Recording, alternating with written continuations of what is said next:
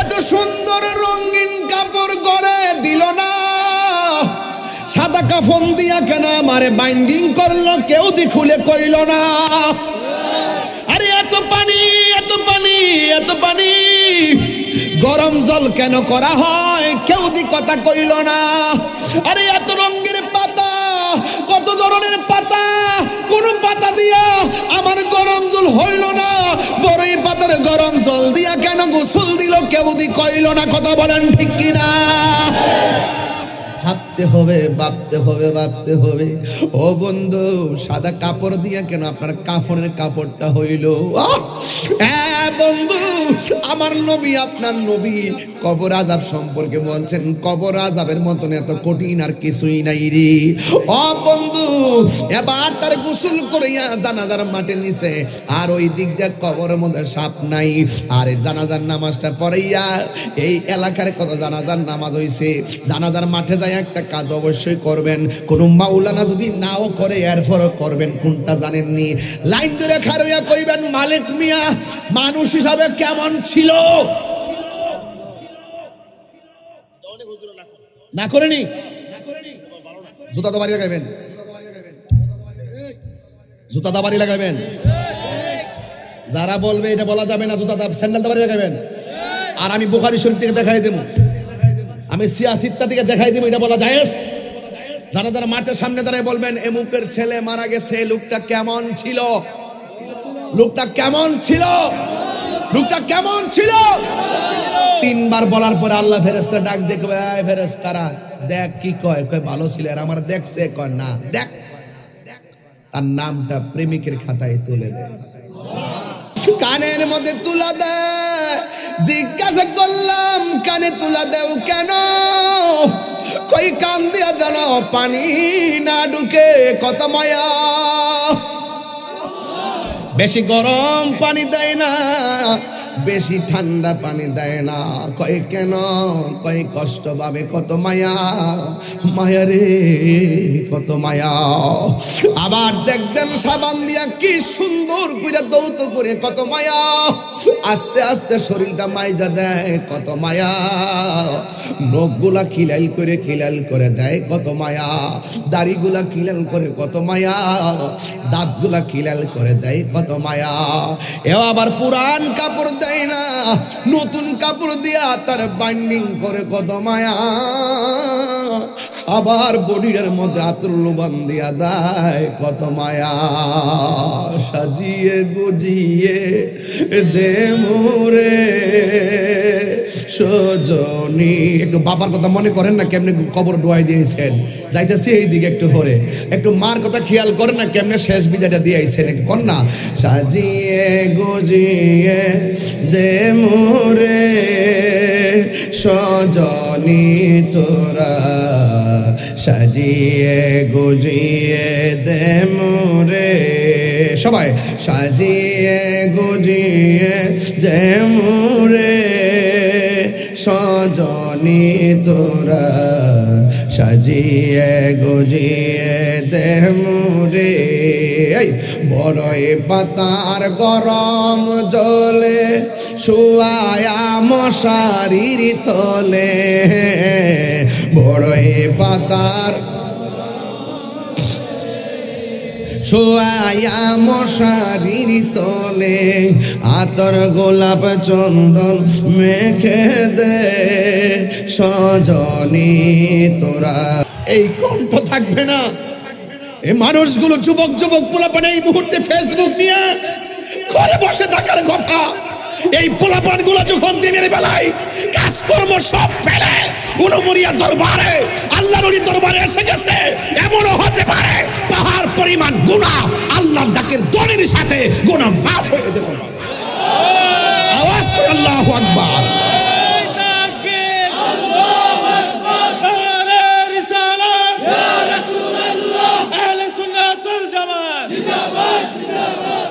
আমার মরণের কতদিন বাকি আমি জানিলাম না গো আল্লাহ, দিন বাকি আমার মরণের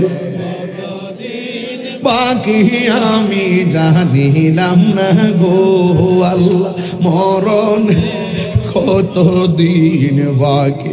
আর আজরাইল আসিয়া যখন হস্তে দিবা দড়ি, আজরাইল আসিয়া যখন হস্তে দিবা দড়ি, তখন আমার মনা ভাই করবা লুকালুকি আমি জানিলাম না গো আল্লাহ মরণের দিন। আমার যুবক ভাইরা কণ্ঠ খোলো, আমার মরণ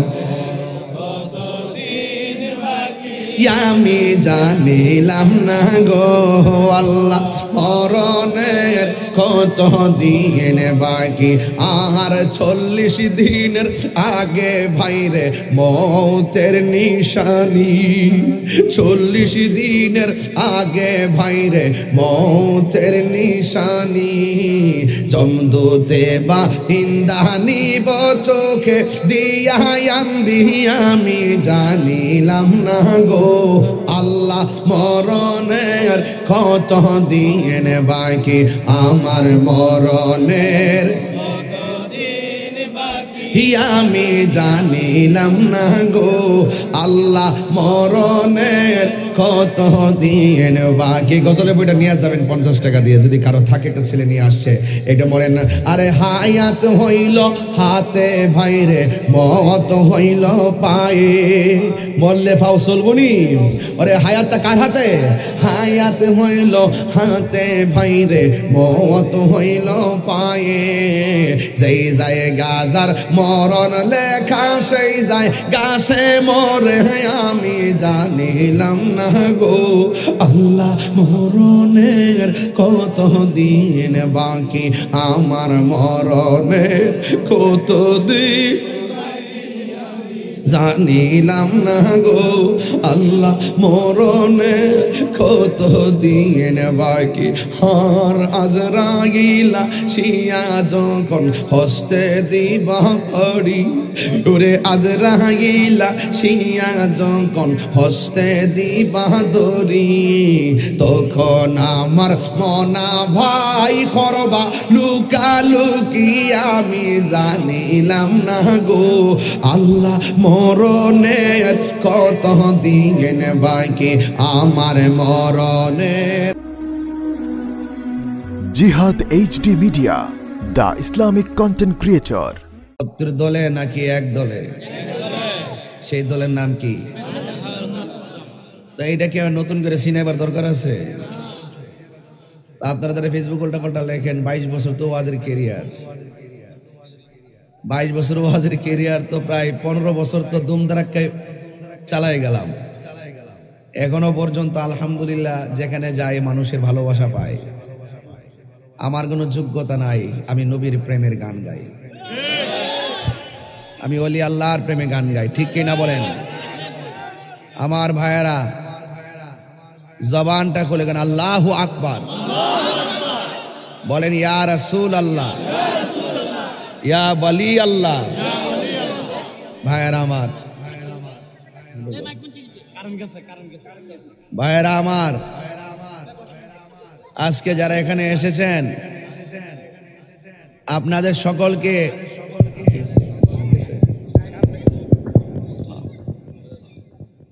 আপনাদের সকলকে অনুরোধ করে বলবো, এই দরবার সুন্নি দরবার,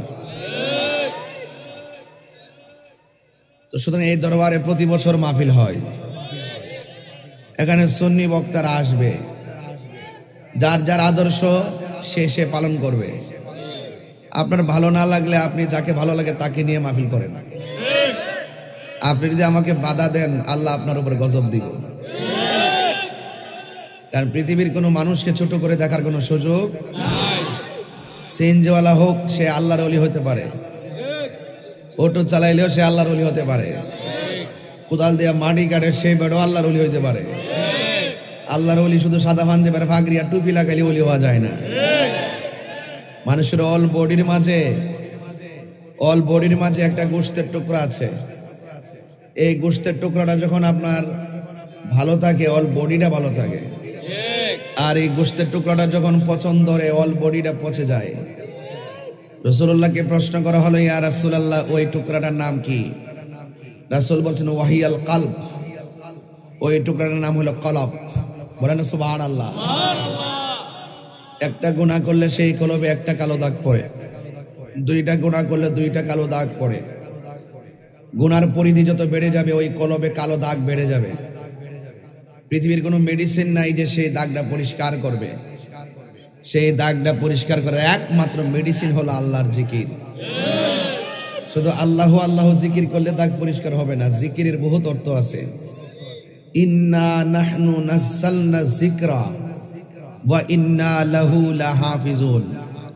আল্লাহ বলছেন নিশ্চয় আমি জিকির নাজিল করেছি। এখানে জিকির মানে হলো কোরআন। বলেন না সুবহানাল্লাহ। জিকির মানে কি?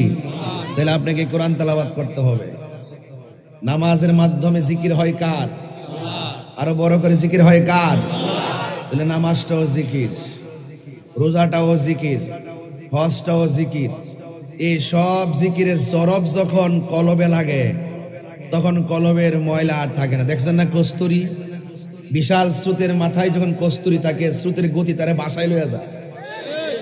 তো যখন আপনার অন্তরে যখন প্রেমের স্রোত চলবে, ইশকের ঢেউ যখন উঠবে, তখন কলবের মধ্যে যে দাগ আছে এই দাগগুলো ধুয়ে মুছে পরিষ্কার হয়ে যায়। পানি তিন প্রকার। পানি কয় প্রকার? এক নম্বর আল মাউল জারি, মাউল দায়েম, আল মাউল মুস্তামাল। মায়ে মুস্তামাল, মায়ে জারি, মায়ে দায়েম। মায়ে মুস্তামালটা হলো ব্যবহৃত পানি, মায়ে দায়েমটা হলো আবদ্ধ পানি, আর মায়ে জারি হলো প্রবাহিত পানি। একটা কূপের মধ্যে যদি গরু পড়ে মারা যায় ওই কূপের পানি ব্যবহার করা যাবে না। একটা বালতির মধ্যে পড়ে যদি ইঁদুর মারা যায় ওই বালতির পানি ব্যবহার করা যাবে না, এটা হলো আবদ্ধ পানি। আবার একজন একটা লোটা দিয়া উজু করছেন, উজু করে এই উজুর পানিটা আরেকটা লোটার মধ্যে রাখছেন, রাইখা আপনি উজু করতে পারবেন না, এটা ব্যবহৃত পানি। আবার মায়ে মুস্তামাল, দেখবেন নদীর মধ্যে পুকুর, বড় পুকুর, এই পুকুরের মধ্যে আবার কিছু পরিমাণ আছে, এগুলা আমি ভালোই জানি। এগুলা ওই যেখানে নদীর মধ্যে বিশাল বড় 100 গরু পড়ছে, পড়ার পরে ময়রা পড়ছে, মানুষ 200 পড়ছে, কইরা পানিতে মানুষ পড়ছে ভাসছে, কিন্তু নদীটা বড়, এটার বলে মায়ে জারি। এটা দিয়ে উজু করা যায়, গোসলও করা যায়। ইত্যা কি আপনি রাস্তাঘাটে ভাইবেন? এটা জীবন শুনছিনি, নতুন ভাবে কইলাম আর কি, এগুলো ওয়াজের বিষয় না। তা আমি বলতেছিলাম যে মায়া জারি প্রবাহমান পানি, যে মায়েটা চলমান, এই চলমান পানির মধ্যে উজু গোসল করা যায় যদিও নাপাক পড়ে। ঠিক এমন ভাবে আপনার মাঝে যদি কোনো ধরনের গুনাহ থেকে যায় কলবে, যখন ওই কলবের উপরে যখন ইশকের ঢেউ লাগবে উনি তো সব ধুইয়া মুচ্ছা পরিষ্কার হয়ে যায়। কথা কন ঠিক না বেটি? এই জন্য ওয়াজ বোঝা লাগবে। এই জন্য তাহিরি হুজুরের বিরুদ্ধে আপনারা জানেন না অনেক, আপনি এই যে এখন যে আমি খাইতে বসছি, বাঙ্গুরা থানার কনস্টেবল যারা আছেন, ডিএসবি যারা আছেন, 4-5 জন আসছেন, আমি একসাথে বসে খাওয়া দাওয়া করছি। এই যে প্রশাসনের সাথে আমার একটা সম্পর্ক আছে বাংলাদেশে, এটা অনেকের সহ্য না। পরে আমরার মাহফিলে আয়া প্রশাসনের ডিল মারছে, যায় মাথাত পড়ছে, প্রশাসনে ব্যথা পাইছে। কথা কন ঠিক নেই? এটা আমরা মর্ম হতো, কিন্তু যে ডিল দিছে তারে তদন্ত করে শাস্তি দেওয়া দরকার। এই ডিলটা দিয়েছে একমাত্র প্রশাসনের সাথে যাতে আমার সম্পর্কের দূরত্ব হয়। আসলে কি আমি কি প্রশাসনের বিরুদ্ধে না পক্ষে? তো এইটা যাই হোক, প্রশাসন ইনশাল্লাহ আস্তে আস্তে বুঝবেন এবং বুঝতেছেন, এবং আমি নিজেও প্রশাসন বান্ধব মানুষ। তো এই সুযোগে আজকের মাহফিলেও আমি যেন না আসতে পারি, অনেক ধরনের বাধা বিপত্তি দেওয়ার চেষ্টা করলো। বাঙ্গুরার উলুমুরিয়ার মানুষ তো হইল নবীর প্রেমিক মানুষ। কেউ নবীর প্রেমিক মানুষ না? যারা আইছিল ওরা সংখ্যা হইল 5-6 জন, আর ফেসবুকে বেশি হইল 10-12টা আইডি। ইদিল ফ্যানার মতন ফ্যানা। যখন এই বাঙ্গুরার ওই উলুমুরিয়ার দরবারে যখন আশেকরা একটা ঠেলা মারছে, এরা 22 গেছে গা। এর লাগি ওয়াজটা হিটা বুঝাইছি, বুঝছেন ব্যাপারটা? কারণ স্রোতের প্রতিকূলে যখন বাধা হয়, স্রোতের গতি কি বাড়ে না কমে? কথা কেন বাড়ে না কমে? বাড়ে। তো যাই হোক, আমার ব্যাপারে বিভিন্ন অভিযোগ বিভিন্ন ধরনের আছে। তো ইনশাল্লাহ সত্যের নৌকা 7 বার ডুবে 7 বার ভাসে, অসত্যের নৌকা একবার ডুবলে আর ভাসে না। তবে দিন শেষে আমি এতটুকুই বলবো, হিংসা বিদ্বেষ বন্ধ করেন। আপনি আপনার কাজ করেন, আমি আমার কাজ করি। এই দেশটারে সুন্দর করে সাজাই, কথা কোন ঠিক কিনা? আর ফাউডার ধরে কই, এই ওয়াজের মাঠটা তৈরি করছে ওলিরা, এই ওয়াজের মাঠ তৈরি করছে আল্লাহর ওলিরা। এ আবার মাইক সারা বুম্বা লইয়া, কিতা লইয়া, ওই যে লম্বা লম্বা জায়গা যে মিছিলের মধ্যে মারতো বুম্বাটি, এই বুম্বা। আর এই লাইট আসিন না, ইতাসিন কুফি কুফি দান টান লইতো, দানের ওই ফুকা মাকর আয়া কুফির উপরে দুম মারে পড়তো, ওয়াজ করতো। হারিকেন তো এই দিনে নাইছে, ফোন যদিও নাই, কিন্তু কুফিটা তো চলছে। কেরাসিন কিও, লাল বোতলটার ভিতরে যে একটা রেশা বাইন্দা আঙ্গুল ধরে ধরে আধা কেজি তেল আনছে না 3.5 দিয়া। ইডি নাইও, ইডি যতদিন আছি শান্তি আছি। কি আসিল? শান্তি আসিল। তো বাবার আমার পায়ের মধ্যে হাত দিয়া কই, এই ওয়াজের মাঠটা আবাদ করছে ওলিরা, ওলিরা আবাদ করছে দিক কই রন্ধ্রে রন্ধ্রে রন্ধ্রে রন্ধ্রে। বাবা শাহজালাল থেকে শুরু কইরা এই ঘরে ঘরে ঘরে ঘরে মদিনার বাতি জ্বলছে। কথা কন না কেন? ওয়াজ বহুত করছি, ওয়াজ শুনেন আবার। বাতি জ্বলছে ওলিরা, আল্লাহর রাস্তে ফাউডার ধরে কে আপনারা রে। এই ওয়াজের মাহফিল, এই ওয়াজের মাহফিলটার আল্লাহর রাস্তে দুনিয়াবি মাহফিল বানায়েন না, দুনিয়ার মাহফিল বানায়েন না। এই ওয়াজ ওইটা যা তাফসির শুরু হইছে এখন, সব তাফসির ও সিয়াসিয়ত, রাজনীতির তাফসির। আল্লাহর রাস্তে এইটারে আর মজার তামসার জায়গা বানায়েন না। আমরা মুখ দেখাইতাম পারতাছি না। ওয়াজ এক জিনিস আর আওয়াজ আর এক জিনিস। আপনি যদি একান্তই যদি দুনিয়াবি কোন ধরনের লোভ লালসা পদ পদবি চেয়ার আর ক্ষমতার চিন্তা থাকে, আলাদা মাঠ বানান। এই তাফসির মাহফিলটা নিয়ে আর রং তামসা কইরেন না। কথা বলেন ঠিক কিনা বলেন? নাম দিবেন তাফসির কোন মাহফিল, আর হাতে তালে দিয়া দিয়া স্লোগান দিবেন, বন্ধ করুন, তামসা বন্ধ করেন। এগুলো বরদাস্ত করা হবে না, এগুলো বন্ধ করুন। আমরা মুখ দেখাইতে পারি না, এই সমস্ত কারণে হাতে তালে দিয়া দিয়া কোরআন তাফসির মাহফিলের হাতে তালে দিয়া স্লোগান মারেন। ভালোই তো শিখছেন। আমরা বলি আল্লাহর দরবারে যখন মহিলা যায়, পুরুষ যখন যায়, পুরুষ পুরুষের ভাবে জিয়ারত করে, মহিলা মহিলার ভাবে জিয়ারত করে। আলাদা জায়গা আছে না নাই? কথা কোনো আছে না নাই? তো আলাদা জিয়ারত করে। তখন ফতোয়া দেয় নারী পুরুষ ভণ্ডামির জায়গা মাজার শরীফ। আমি তো এখন দেখতেছি বড় বড় মাহফিলে ইয়াং মেয়ের থেকে শুরু করে মহিলাদের শুরু করে সব পুরুষ মহিলা হমানে যায় প্যান্ডেলে ঢুকতেছে। বন্ধ করেন, মুখ ছোড়েন না। তাহিরি দেশের আয়তনের ভিতরে থাকবে ইনশাল্লাহ, এটা পরিষ্কার। অকরে এফআইআর না, আরো যদি হয় ওয়ারেন্ট না, যদি আরো হয় দেশের থাকবো ইনশাল্লাহ। পরিষ্কার কথা বলি, পরিষ্কার কথা বলি, সত্য কথা বলুন, হক কথা বলুন। মানুষকে ধোঁকা দিবেন না, মানুষকে কি দিবেন না? ধোঁকা দিবেন না। এবং রাসূলুল্লাহর শানে, আল্লাহর হাবিবের শানে ভাষা ব্যবহার করতে সংযত হয়ে কথা বলুন। কথা বলেন ঠিক কিনা? তাহলে আপনাকে সবাই শ্রদ্ধা করবে। ভাইয়ের আমার, আমি বলতে চেয়েছিলাম, আমি যাই ওয়াজ করি আপনারা যাই ওয়াজ শুনেন, একদিন যারা শুনবে তারাও চলে যাবে, একদিন যারা ওয়াজ করতেছে তারাও চলে যাবে। বলুন, মনটা নরম করে বলুন, হায়াতের মালিক কে? আরো বড় করে বলুন। আমাকে দেখেন একটা কাগজ দিয়েছে, এই কাগজটার উপরে বেস করে আমি শুধু কথাগুলো বলার চেষ্টা করব। একটা হলো কবর আযাব, আর একটা হলো পিতামাতার খেদমত। আমি ওয়াজে ঢুকলে তো আর এই আনুষঙ্গিক কথা বলতে পারবো না, এজন্য যা বলার শুরুতেই বলে ফেলতেছি। বলুন তো, মরণের সময় নবীর চেহারা মুবারক যদি নসিব হয়ে যায়, আপনার মরণটা কি সহজ হবে না কঠিন হবে? কবরে যাওয়ার পরে যদি নবীর দিদার আপনার হয়ে যায়, কবরটা কি সহজ হবে না কঠিন হবে? হাসরের ময়দানে যদি নবীর দিদার হয়ে যায়, নবী যদি আপনার পাশে উকিল হয়ে দাঁড়িয়ে যায়, আপনার হাসরের মাঠটা কি সহজ হবে না কঠিন হবে?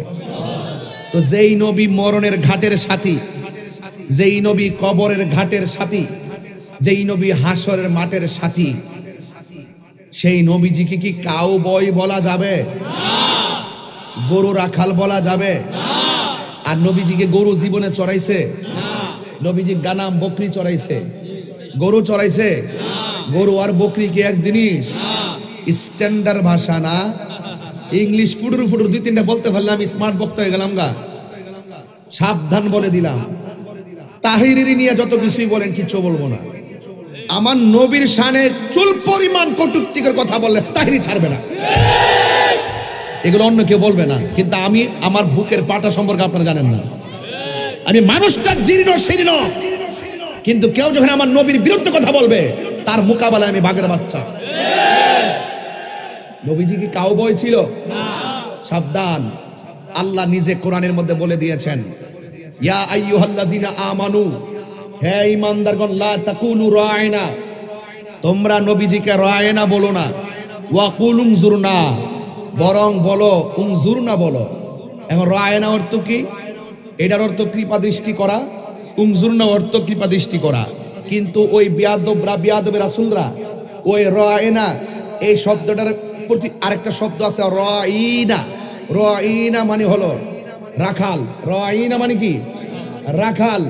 তখন ওই মুসলমানরা যখন রসুলকে গিয়ে বলতেন, হে রসুল রায়না, আপনি আমাদের প্রতি কৃপা দৃষ্টি করুন, তখন ওই বিয়াদবের রসুলরা, ইহুদিরা, কাফেররা, তখন তারা বলতো ইয়া রাসূলুল্লাহ রায়না রায়না, মুহাম্মদ সাল্লাল্লাহু আলাইহি ওয়াসাল্লাম রায়না রায়না, মানে এটাতে বোঝাইতো যে রায়না রায়না আর রায়না। তখন উদ্দেশ্য, কাফেরদের উদ্দেশ্য ছিল যে রায়না মানে হলো রাখাল।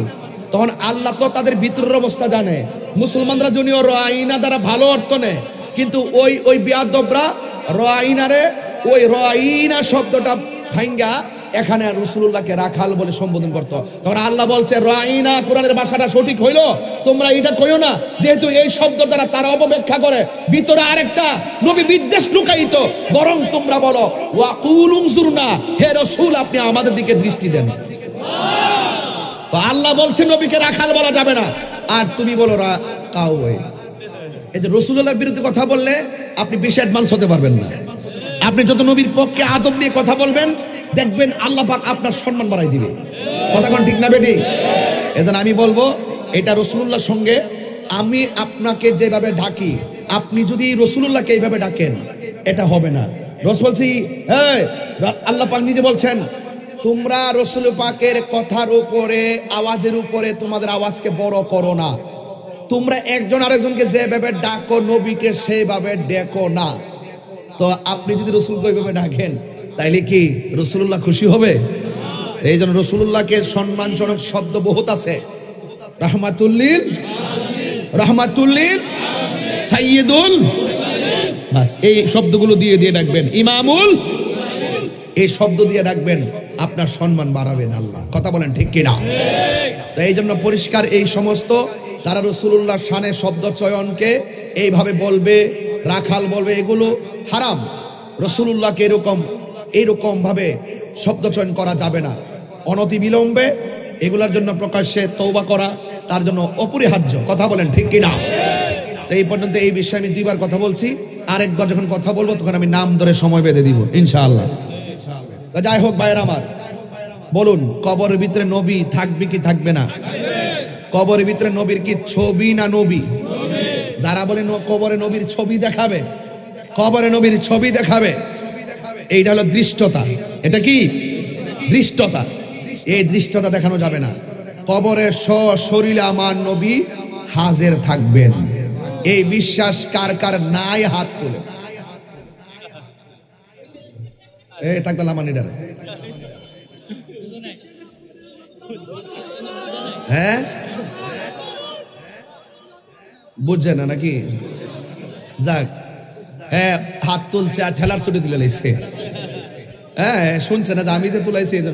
এবার কারা নবী কবরে সশরীর মুবারকে থাকবেন, এই বিশ্বাসটা ভাঙ্গুর আর কার কার আছে হাত তোলেন। স্লোগান হোক।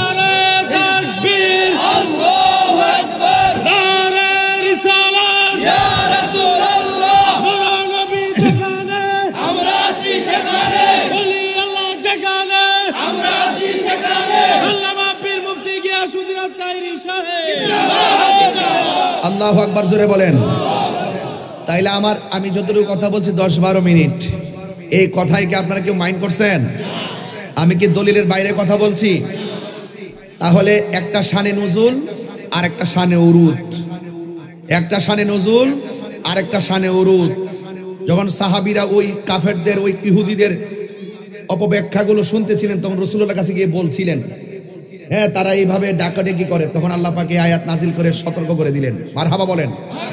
তো ঈমানদাররা কোরআনের মধ্যে নবীর শান খোঁজে, আর মুনাফিকরা কোরআনের ভিতরে নবীর দোষ খোঁজে। আচ্ছা বলুন তো, নবীর কি কোনো দোষ আছে? আরো বড় করবেন, আছে? আয়েশা সিদ্দিকা রাদিয়াল্লাহু তাআলা আনহাকে জিজ্ঞেস করা হলো আল্লাহর হাবিবের চরিত্র কেমন ছিল। বউ কিন্তু জামার ব্যাপারে ভালো জানে, কথা কোন ঠিক কিনা? আল্লাহর হাবিব সাল্লাল্লাহু আলাইহি ওয়াসাল্লাম ওনার চরিত্র সম্পর্কে হযরত আয়েশা সিদ্দিকা রাদিয়াল্লাহু তাআলা আনহাকে জিজ্ঞাসা করা হলো, এ আয়েশা সিদ্দিকা, রাসূল পাকের চরিত্র কেমন ছিল? এখন ডাইরেক্ট আয়েশা সিদ্দিকা রাদিয়াল্লাহু তাআলা আনহা বললেন, গোটা কোরআন শরীফটাই আমার নবীর চরিত্র। সুবহানাল্লাহ। আরো বড় করে কোন সুবহানাল্লাহ। গোটা কোরআন শরীফটাই রাসূলের কি চরিত্র। আচ্ছা বলেন, এখন কেন কোরআনের সাথে নবী চরিত্র তুলনা করছেন? এটার কারণ আছে। বলেন তো, কোরআনের একটা শব্দের কোনো ভুল আছে? জেরে ভুল আছে, জবরে ভুল আছে, নোক্তায় ভুল আছে, অক্ষরে ভুল আছে, শব্দে ভুল আছে, আয়াতে ভুল আছে, পারায় ভুল আছে, 30 পারায় কোনো ভুল আছে?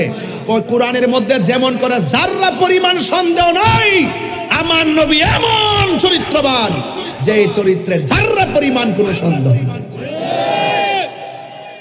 আপনি ওয়াজ বুঝতে হবে না, আর আপনি খুঁজবেন যে আল্লাহ নবীর কইছে ফাসাব্বিহ বিহামদি রাব্বিকা ওয়াস্তাগফির, হে নবী আপনি প্রশংসা তাসবিহ পড়ুন আর আল্লাহর কাছে গুনাহ মাফ চান। এই তাফসীর আপনি করবেন?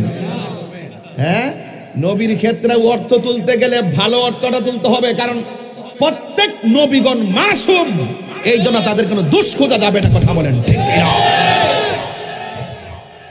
ঠিক না বাবা?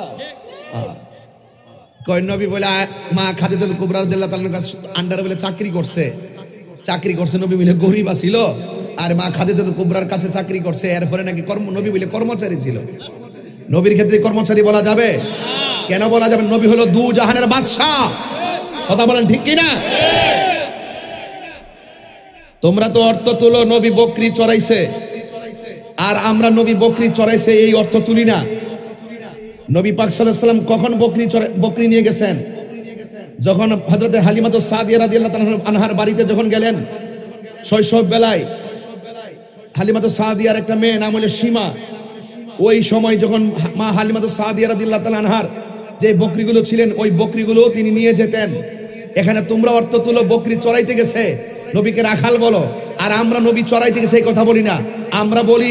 আমরা বলি মা হালিমাতুস সাদিয়ার বকরিগুলো আল্লাহ নবী সাল্লাল্লাহু আলাইহি সাল্লাম দেখে রাখতেন।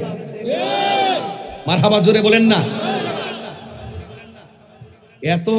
এত বোঝা ভালো না, খুব কেয়ারফুল। নবীর ক্ষেত্রে খুব সাবধানতা অবলম্বন করবেন, খুব সাবধান। যুক্তি দিয়ে রাসূল পাককে আমাদের মতো তুলনা করা যাবে।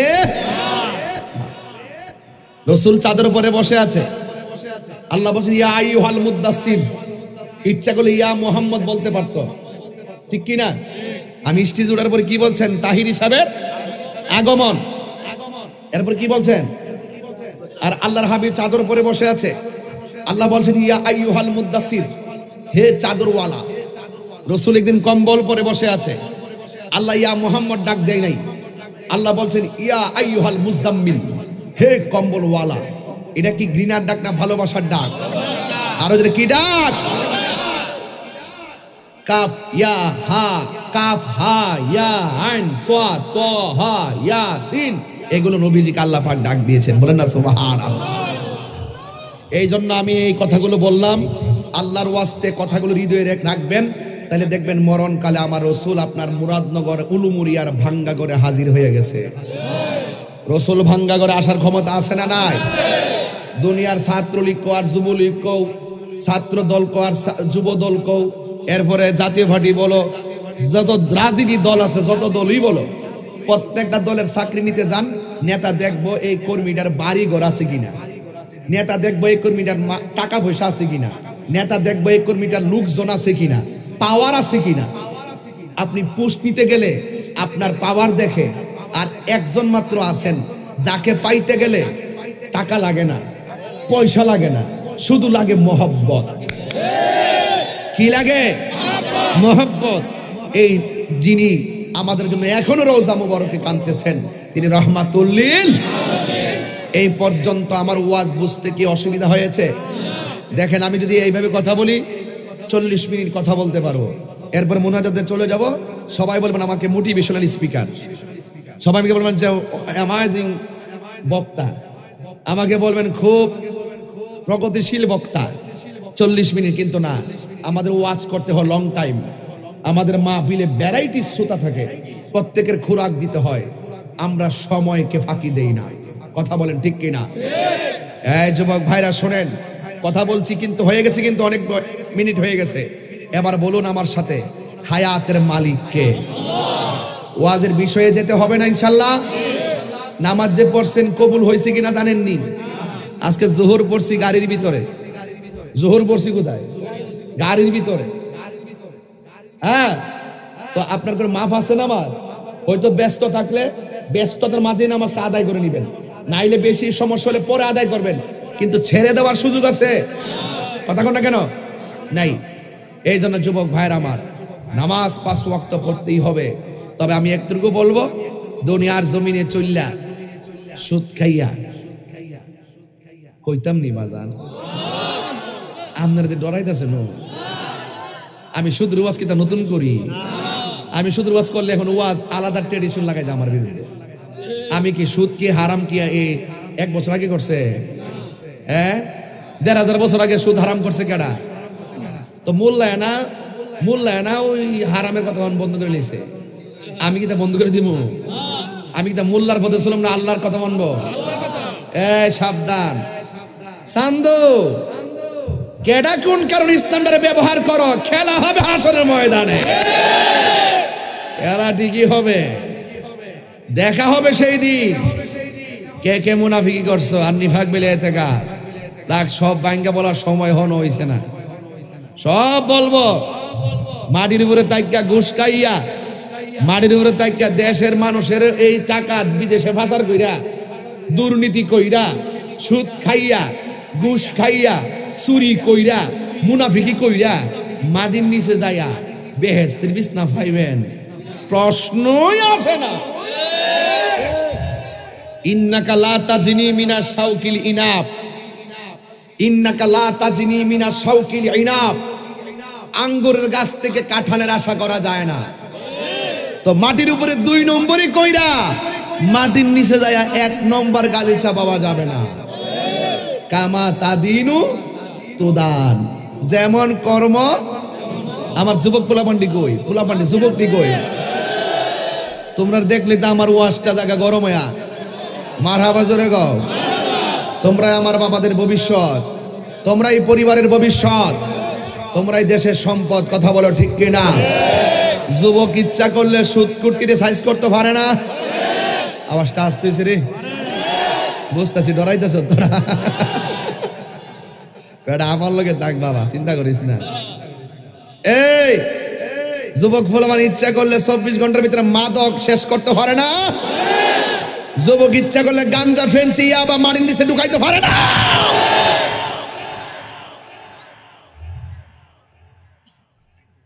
তবে বেড়া যেন খেত না খা,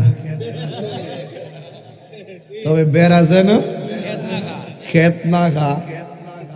গাঞ্জা কোন জায়গা চলে হে যদি দইরা কো এই খাইতার না 10 জন মিলা দইরা তোমার এই গাঞ্জা আবার বেচছে হে চলে চলবো, এমন কিন্তু লোভিং আছে। দইরা দইরা কিন্তু আবার বেশ আসেনি রে। অনেক ফলামান আছে না, এক দোস্ত আরেক দোস্তের কই আইতাছে আইতাছে আইতাছে হ্যাঁ কিতা করে গাড়ি মালা দূর মারে নিয়ে পরে এটা নিয়ে হাইবে ছেলা আসেনি এরকম। যারাই গান যাই আবার ব্যবসা করবো ডাইরেক্ট বাঙ্গুরা থানা যায় ওসি মহোদয় বলবেন রাতের বেলা ধৈরা জনে এই গাঞ্জুটারে ধরে লয়ে যা, কারণ এই গাঞ্জু আর নেশা সমাজটারে ধ্বংস করে। কথা বলেন ঠিক কিনা বলেন? যাই হোক, আমরা জবান দিয়ে যে এই জবান দিয়ে আল্লাহর জিকির করব, এই জবানে কোনোদিন হারাম ঢুকাবো হারাম ঢুকাবো বাজান। সাইরানা পয়সা সুদ খাওয়ার রেকর্ড নাই তাহিরির। মারহাবাগন আরো বড় করে গন সাবধান। এটা আমি খুব অপছন্দ করি, আমার লাইফের শুরু থেকে অপছন্দ করি, একদম স্টুডেন্ট লাইফ না আর বুঝার পর থেকে অপছন্দ করি। কারণ যেদিন থেকে হুজুর বলছে সুদ খাইলে 70টা গুনাহ, এর মধ্যে সর্বনিম্ন গুনাহ হইল নিজের মায়ের সঙ্গে জিনা করা। এরপরে কামলা বইরা খাইবে, সুদের টাকা দিয়ে আমার ফুলাও কুরমা খাওয়ার দরকার নাই। দরকার আমি শুটকির ভর্তা দিয়ে ভাত খামো, সিএনজি চালায় ভাত খামো, অটো চালায় ভাত খামো। কর্মের মধ্যে শরম আছে। এরপরে সুদে টেহা লাগায় বিদেশ যাইতাম না, কারণ হারামের মধ্যে কোনো আরাম। গভীর মনোযোগ, কথা বলা যাবে না। এতক্ষণ আমি যেই কথাগুলো বলছি, যদি আমি সুর দিয়ে বলতাম কথাগুলো বোঝাতে পারতাম না। এই জন্য আপনারা জবান খুলে বলেন হায়াতের মালিককে। এ দুনিয়া ছেড়ে চলে যাব একদিন, থাকবেন না চিরদিন। আমি যে টান দেই যেমনে মারি এমনি লাগে। এমন এক সময় আইব লাডি বর করে স্টেজ উঠতে পারতাম না যদি বাচ্চা থাকি। হাজার চেষ্টা করলো এভাবে টান দিতে পারতাম না। বাজান অহংকার করে লা তামশি ফিল আরদি মারাহা, জমিনে অহংকার করে চলা যাবে না। দেখছেন না রাত্রেবেলা 5টায় ফজরের পরে শুয়ে আবার দৌড়ায় আইসা পড়ছি, এখান থেকে আবার সিলেট যাবো। কষ্ট কি কম করি? এ দুনিয়া ছেড়ে চলে যাব একদিন, মায়ারি বাঁধন ছেড়ে যাবে একদিন। আসব না আমি আর আসব না এ ভুবনে কোনো দিন, এ দুনিয়া ছেড়ে চলে যাবে একদিন, মায়ারি বাঁধন যাবে একদিন।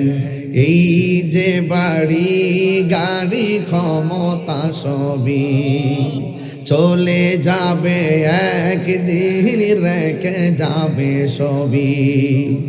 যত ব্যাংকের টাকা বলো, যত পদ পদবি বলো, যত ধরনের পদ পদবি আর ক্ষমতা বলি, আপনারা জবানটা খুলে বলেন ক্ষমতা দেওয়ার মালিককে, সিনায়া নেওয়ার মালিককে, হায়াত দেওয়ার মালিককে, হায়াত নেওয়ার মালিককে। আল্লাহ রাব্বুল আলামিন বলে বান্দারে ইন্নাহু হুয়া ইউবদিউ ওয়া ইউঈদ। ও বান্দা, আমি আল্লাহ হলাম তিনি যিনি তোমার শুরুর মালিক, যিনি তোমার শেষের মালিক। ও বান্দা, আমি আল্লাহ তোর জীবনটা দিয়া শুরু করে দিলাম। তুই ছিলে একটা পানির ফোঁটা, পানির ফোঁটা থেকে আমি আল্লাহ ফোঁটাটারে রক্ত বানাইছি, রক্তটারে গোশতের টুকরা বানাইছি। এই টুকরা থেকে ধীরে ধীরে তোর টুকরার ভিতরে আমি হাড্ডি টাড্ডি দিয়া আমি দেহ বানাইয়া ভিতরে প্রাণটা দিয়া দিছি। এই দুনিয়া আর জমিনের আলো বাতাস দেখাইবার জন্য আমি তোরে এমন একটা জায়গা সুরক্ষা করে রেখেছি, ওখান থেকে তুই দুনিয়ায় গিয়েছিস। আমি আল্লাহ তোর জীবনের কয়েকটা ধাপ বানাইছি, একটা ধাপ বানাইছি তুই ছিলে ছোট, আমি আল্লাহ তোরে কিশোর বানাইছি।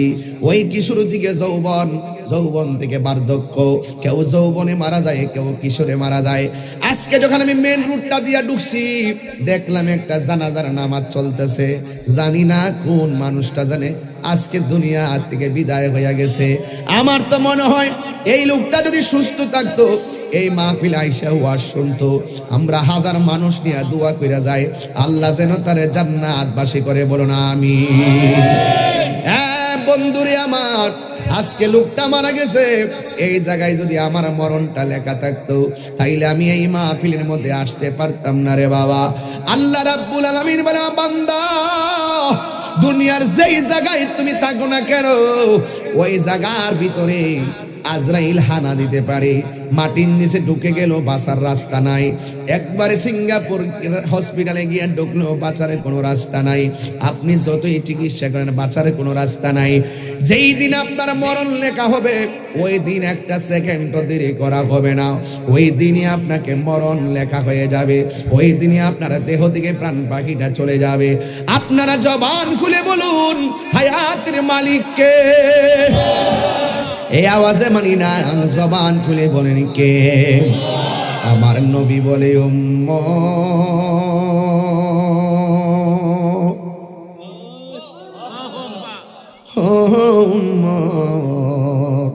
রুহ নেওয়ার একটা নির্ধারিত টাইম আছে। এই টাইমের আগে আর একটা জ্বালা আছে, জ্বালা।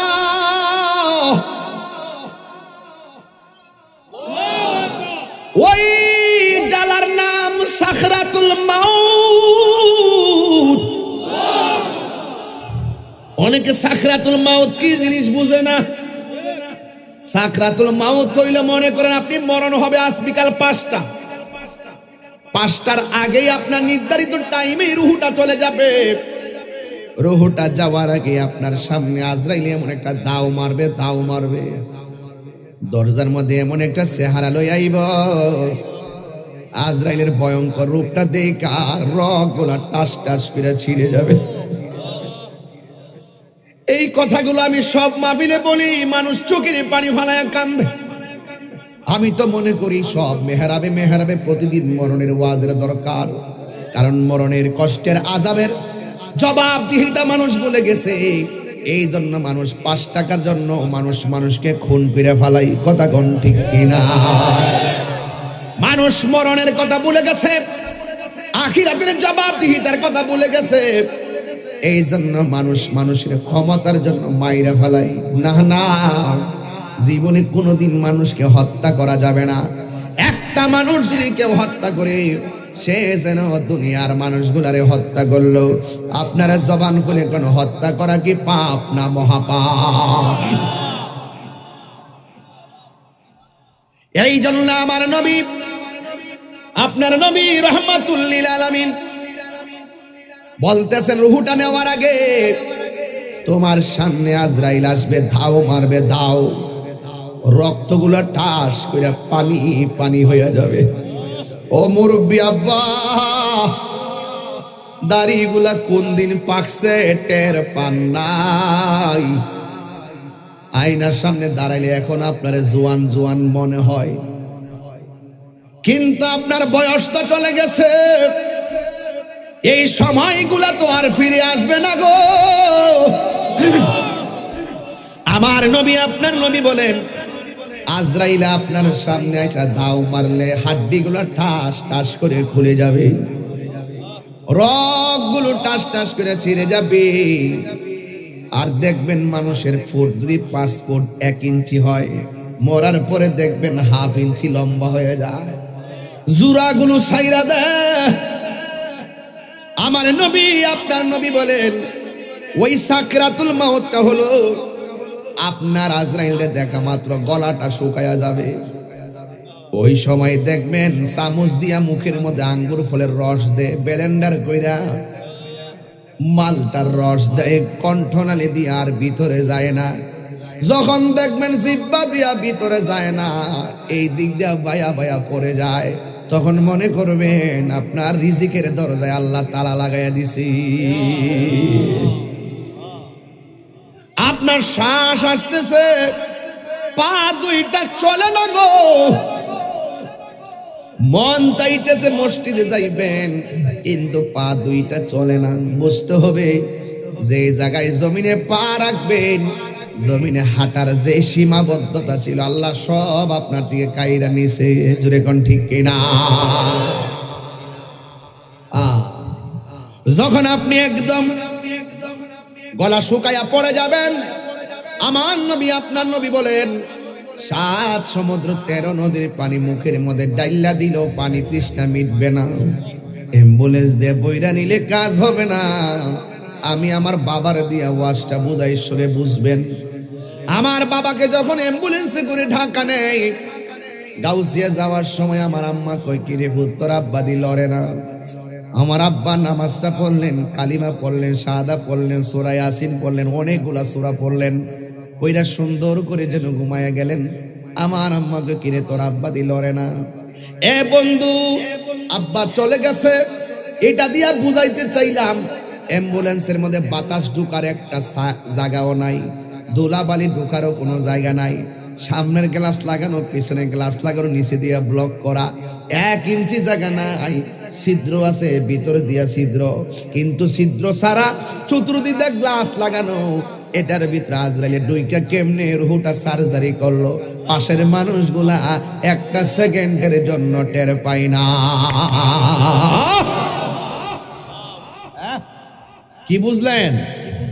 বাচ্চা যাবেন গা, বাঁচার রাস্তা আছে।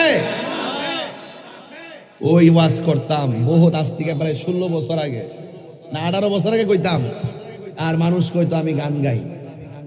আজকে 18 বছর পরে আবার বুঝাই যায় গান গাইছি না, দেহতত্ত্ব গাইছি, বুঝাই দিয়া যায়। রংমহলে থাকবার বন্ধু পালঙ্কে শুইয়া, কোন সন্ধানে মন চোর আডুকিবে আসিয়া, দুয়ারে প্রহরী থইয়া প্রবেশ করল কেমনে। আমি কই কি আর এরা বুঝে কি?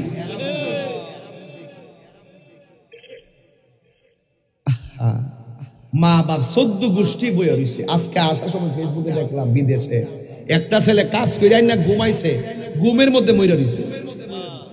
একটা প্রবাসী ভাই কাজ করতে আইসা ঘুমাইছে, ঘুম। আজকে দেখলাম ফেসবুকে, সাইফুল ভাই আজকে দেখলাম লোকটা ঘুমের মধ্যে পড়ে রইছে, আর ফেসবুকে দিছে যে এই ছেলেটা মারা গেছে, তার জন্য সবাই দোয়া। বাবার মুখে মার মুখে হাসি ফুটানোর জন্য। সাইফুল ভাই চেয়ার দেন, আমার পাশে একটা চেয়ার দেন। সাইফুল ভাই এদিকে এদিকে, আমার পাশে দেবেন, এটা চেয়ার নিয়ে আসুন। বাবা, এই ছেলেটা বিদেশ যায় মরবো, তার লেখাটা বিদেশে আছে, তারে ভিসা লাগাইছে, পাসপোর্ট লাগাইছে, বিদেশ পাঠাইছে, কাজ করেছে, ঘরে শুয়াইছে, শুয়াইয়া ঘুম পাড়াইছে। এখান থেকেই ওপেন হার্ট না ওপেন রুহু সার্জারি করছে। কথা কোন ঠিক কিনা? তাহলে পালাইবার কোন রাস্তা নাই। আমার হায়াতের মালিক কে? আমার মৌতের মালিক কে? আমার জীবন কার জন্য? আমি আবার তেলাওয়াত করছি, মহব্বতে আওয়াজ দিবেন। কুল ইন্না সলাতি ওয়া নুসুকি ওয়া মাহইয়ায়া ওয়া মামাতি লিল্লাহি রাব্বিল আলামিন।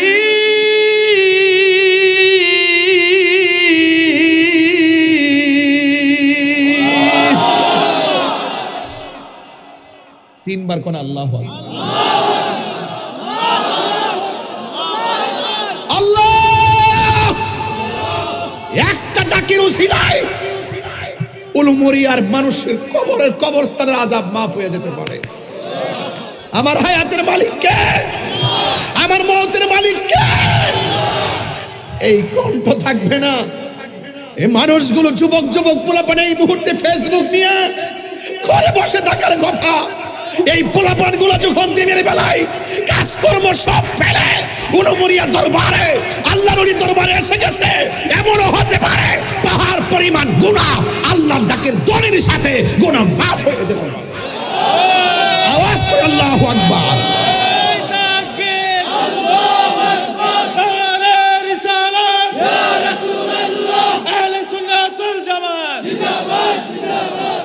আমার মরণের কতদিন বাকি আমি জানিলাম না গো আল্লাহ।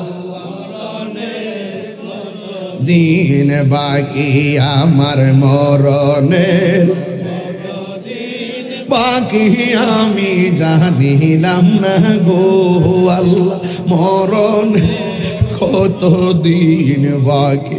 আর আজরাইল আসিয়া যখন হস্তে দিবা দড়ি, আজরাইল আসিয়া যখন হস্তে দিবা দড়ি, তখন আমার মনা ভাই করবা লুকালুকি আমি জানিলাম না গো আল্লাহ মরণের দিন। আমার যুবক ভাইরা কণ্ঠ খোলো, আমার মরণ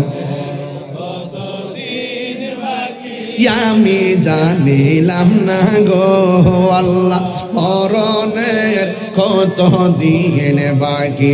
আর 40 দিনের আগে ভাইরে মৌতের নিশানি, 40 দিনের আগে ভাইরে মৌতের নিশানি। জমদূতে বা ইন্দানি চোখে দিয়া আন্দি আমি জানিলাম না গো আল্লাহ মরণের কত দিন বাকি। আমার মরণের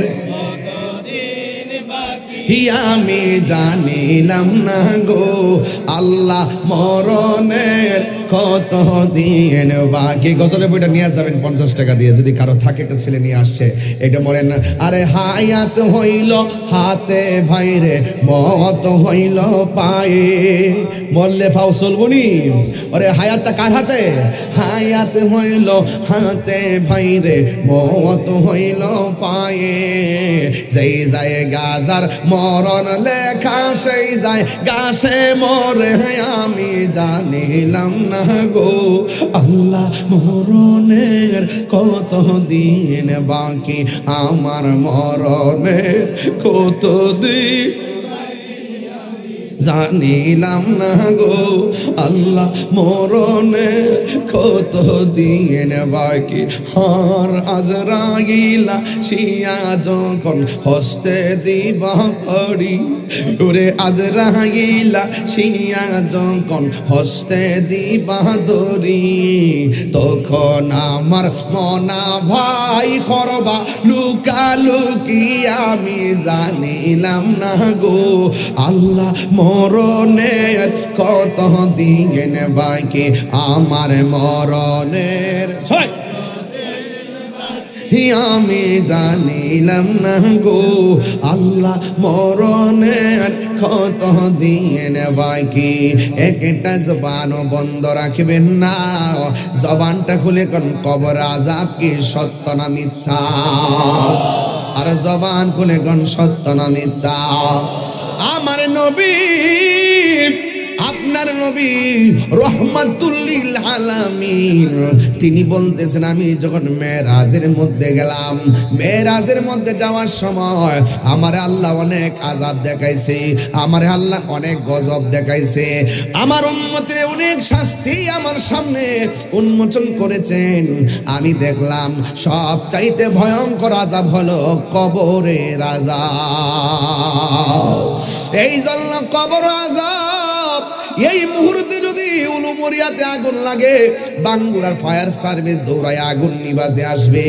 একটা কথা বইলা দিয়া যায়, উলুমরিয়ার ওই গুরুস্থানে যদি যান, কবরটা খুললা যদি দেখেন মানুষের হাড্ডিগুলা পড়ে আছে, কিন্তু হাদিস শরীফে পাইলাম রুহুর উপরে এমন আযাব চলে, এই আযাবের কারণে জাহান্নামের আগুনের তাপের মধ্যে সে বাস করে, কিন্তু এত কান্না করে, এই কান্নার কথা সে বলার মতন কোনো ভাষা নাই। দুনিয়ার মানুষ মানুষের জন্য আগুন নিভাইতে যায়, কিন্তু কবরের ভিতরে পাশে পাশে কবরে জাহান্নামের আগুনে তাপে জ্বলতেছে, আর মাটি চাপা দিয়ে দিয়ে একদম কান্দাইতেছে, কিন্তু কবর মানুষ কিছু করার ক্ষমতা নাই, দুনিয়ার মানুষও কিছু করার ক্ষমতা নাই। আপনারা জবান খুলে বলেন, কবর আযাব কি সত্য না মিথ্যা? আমার নবী আপনার নবী রহমাতুল লিল আলামিন ও বন্ধু তিনি বলেছেন, সবচাইতে ভয়ঙ্কর আযাব হলো কবর আযাব, কারণ আখিরাতের প্রথম মঞ্জিল হলো কবর। এই কবর যারা ভালো হয়ে যাবে, হাসরের ময়দান যারা ভালো হয়ে যাবে, হাসরের ময়দান যারা ভালো হয়ে যাবে, পুলসিরাত তারা ভালো হয়ে যাবে, পুলসিরাত যারা ভালো হয়ে যাবে, জান্নাত তার জন্য অবধারিত হয়ে যাবে। কথা বলেন ঠিক কিনা? এই জন্য যুবক ওই এক ব্যক্তি তার বাবারে কবরের মধ্যে যায় নামায়া দেয়। আমাদের উলুমুরিয়া বাঙ্গুরা থানায় যে কবর হয়, কবরে মাটি দেওয়ার পরেও সাইডে আরো মাটি থাকে কি থাকে না? আরো জোরে বলে না, থাকে কি থাকে না? এক ছেলে তার বাবাকে কবরের মধ্যে কবর দিল। কবর দেওয়ার পরে দুই ভাই সিদ্ধান্ত করলেন, ভাইরে বাবার কবরে মাটি দিলাম, আর কবরের পাশে যে অতিরিক্ত মাটিগুলো রয়েছে এই মাটিগুলো আমরা স্মৃতি হিসেবে বাড়ির মধ্যে নিয়ে যাই। বাড়ির মধ্যে মাটিগুলো নিয়ে গেল। এরপরে দুই ভাই পরামর্শ করে, বাইরে এই মাটি দিয়ে আমরা একটা মাটির কলস বানাই। আমার বাবার ওই কবরের মাটির উচ্ছিষ্ট মাটি দিয়ে একটা কলস বানাবো। ওই কলসের মধ্যে পানি দিয়ে আমরা পানি খাবো আর বাবার জন্য দোয়া করব। দুই ভাই পরামর্শ কইরা সুন্দর করে কলসটা বানাইছে। ও বন্ধু বন্ধু বন্ধু রে, ইন্না বাতাশা রাব্বিকা লাশাদীদ, আল্লাহর ধরা কি নরম না শক্ত? দুই ভাই কলস বানাইয়া রাতের বেলা কলসের ভিতরে পানি রাখলেন। পানি রাখার পরে ওই পানিটা সকাল বেলা খাইতে গেলেন। সারা রাত্র কোনো সূর্য ছিল না, আগুনের তাপও ছিল না। এক ভাই আর এক ভাইরে ডাক দিয়ে কই, ভাই রে ও ভাই, আমরা রাতের বেলা পানি রাখলাম, কূপের পানি ঠান্ডা, আবার কলসের পানি তো ঠান্ডা থাকার কথা, কিন্তু আমরা দেখতেছি যেন এই মাত্র গরম পানি চুলা থেকে নামানো হয়েছে, কারণটা কি? এরপরে বড় ভাইটা ছোট ভাইরে ডাক দিয়ে কই, ভাই তাইলে একটা কাজ করো, আজকে দিনের বেলা পানি রাইখা রাত্রে পান করো। এবার দিনের বেলা কূপের পানি রাখলেন, রাইখা কলসটারে ঘরে রাখলেন। রাতের বেলা যেই মাত্র পানি পান করতে গেলেন, যাওয়ার পরে দেখলেন ওই পানিটা আগের চাইতে আরো গরম হয়ে রয়েছে। ও বন্ধু বন্ধু রে, ও যুবকের দল, এবার যখন পানিটা গরম হয়ে গেল, একবার দুইবার তিনবারের মাথায় আর পানি রাখে নাই, না রাইখা আল্লাহর বন্ধুর কাছে গেল। যাইয়া ডাক দিক, ও আল্লাহর বন্ধু, আমার বাবা মারা গেছে, আমার বাবা মারা যাওয়ার পর কবরের অতিরিক্ত মাটি দিয়ে আমরা কলস বানাইছি, এই কলসের মধ্যে পানি রাখছি, এই পানিটা আগুনের চাইতে গরম হয়ে গেছে। এই মুহূর্তে আমাদের পানিটা কেন গরম হয় তা তো জানলাম না। তখন আল্লাহর বন্ধু ডাক দিয়া কয়, শোনো, তোমার বাবার যে কবরে নামাই দিয়াইছো, কবরের ভিতরে এই জাহান্নামের আগুনে জ্বলতেছে। ওই জাহান্নামের আগুনে জ্বলার কারণে ওই জাহান্নামের আগুনের তাপটা কলসের পানির মধ্যে ঢুকাইয়া তোমাদেরকে সতর্ক করে দেওয়া হইতেছে। আপনারা এখন হাত দিয়া বলেন, আওয়াজ করে বলেন, কবর আযাব কি সত্য না মিথ্যা? আরো জোরে বলেন, সত্য না মিথ্যা? ও যুবকের দল, পায়ের মধ্যে হাত দিয়ে বলে দেয়া যায়, নিঃশ্বাসের কোনো বিশ্বাস নাই। এই যে কোনো মুহূর্তে আমাদেরকে কবরে চলে যাওয়াই লাগবে। এই হলো এক নম্বর কবরের আযাব। দুই নম্বর কবরের আযাব হলো, এক লোক 5 ওয়াক্ত নামাজ পড়ে, রোজা রাখে, আমলের কোনো অভাব নাই, আকীদারও কোনো অভাব নাই, কিন্তু এই লোকটা যখন মারা গেছে, মানুষ কাঁদতে কাঁদতে পাগল হয়ে গেছে, সবাই আফসোস করতেছে। বাঙ্গুরা থানায় যদি মসজিদের নিয়মিত মুসল্লি মারা যায়, মানুষ আফসোস করে, তার জন্য দোয়া করে। ঠিক ওই লোকটাও যখন মারা গেছে, ভালো ব্যবসায়ী ছিল, 5 ওয়াক্ত নামাজি ছিল, এই লোকটা যখন মারা গেছে, মানুষ আফসোস করতেছে। আপনারা দেখবেন এই এলাকায়ও কেউ মারা গেলে অনেক মানুষ শখ কইরা কবর করতে যায়, কথা কোন ঠিক কিনা? গোসল করায়নি, গোসল করায়নিও, এই গোসল করায়নি, সবাই গোসলের, মানুষ মারা গেলে তারা শখ কইরা গোসল করাইবেন, যায়া যায়া তারা গোসলের মধ্যে শরীক হবেন। আর আমাদের দেশের মধ্যে দেখবেন এমন অনেক মানুষ আছে যারা গোসল করাইতে গেলে ঘৃণা করে। আরে আমরা তো গোসল করাইতে গেলে পেটের মধ্যে চাপ দিয়া পায়খানা বের হলে টিস্যু দিয়া পরিষ্কার করে দেই, গামছা দিয়ে পরিষ্কার করে দেই। কেন? কারণ আমি মারা গেলেও তো আমার এই অবস্থা হইতে পারে, কথা কোন ঠিক কিনা? এই জন্য যুবক, আমি আমি বলতে চেয়েছিলাম লোকটা যখন মারা গেছে তখন মানুষ গেছে কবর কুড়ার জন্য। ওই কবর কুড়ার পরে দেখতেছেন কবর কুড়া শেষ, যেই মাত্র চলে আসবে তখন দেখতেছে কবর মধ্যে একটা বিষাক্ত সাপ দেখা যায়। সাপ দেখে তারা ভয় পাইয়া গেছে, এই কবরের মধ্যে দাফন করে নাই, আবার আর একটা কবর করলো, আবার কবরের ভিতরে কবর কুড়া শেষ হইয়া গেল। এরপরে দেখেন কবরের মধ্যে সাপ ঢুকে গেছে। তিনবারের মাথায় আল্লাহর বন্ধুর কাছে যাইয়া বলে, ও আল্লাহর বন্ধু, আমরা লোকটার জন্য কবর করলাম, 2টা কবর করলাম, শুধুমাত্র সাপ দেখলাম। এবার আল্লাহর বন্ধু ডাক দিয়া বলে, তোমরা আর একটা কবর করবা, এই কবর কইরা ওই কবরের ভিতরে তারে দাফন করে দিবা, সাপ থাকলেও দাফন করবা, না থাকলেও দাফন করবা। এবার সবাই কবর করা শেষ করলো, দেখতেছে কবরের মধ্যে আবার কোনো সাপ নাই। জানাজার নামাজের জন্য তাকে গোসলের জন্য গোসলখানায় নেওয়া হলো। ও যুবক, এই গোসল যখন করাইতে গেছে, ওই গোসলখানায় যাওয়ার পর ওই গোসলখানার ভিতরে দেখবেন একটা মানুষের গোসল করাইলে তার নাকের মধ্যে তুলা দেয়, কথা কোন ঠিক কিনা? এখন বলবেন হুজুর নাকে তুলা দেয় কেন? কই নাক দিয়া যেন পানি না ঢুকে। কত মায়া, মায়া রে কত মায়া।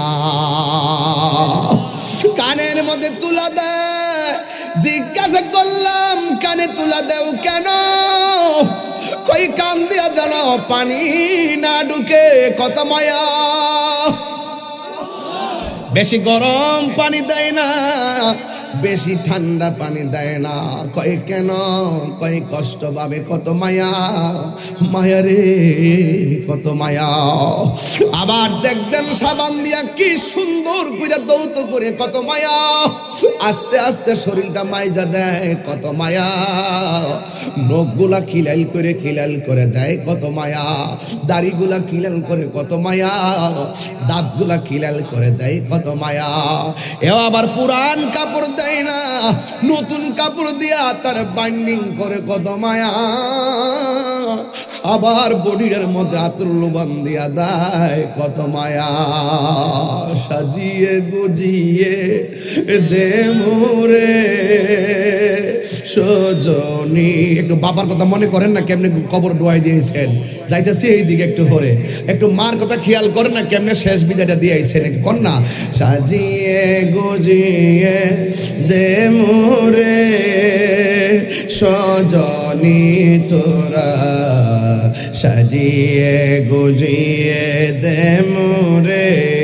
সবাই সাজিয়ে গুজিয়ে দে মোরে সজনী তোরা, সাজিয়ে গুজিয়ে দে মোরে। বড়ই পাতার গরম জলে শুয়ায়া মশারির তলে, বড়ই পাতার শোয়ায়া মশারির তলে, আতর গোলাপ চন্দন মেখে দে সজনী তোরা, সাজিয়ে গুজিয়ে দে। একদম কণ্ঠ খুলে খুলে মা বাবার চেহারা খেয়াল করিয়া আমি যাইতেছি সেই দিকে, একটু বলেন না। সাজিয়ে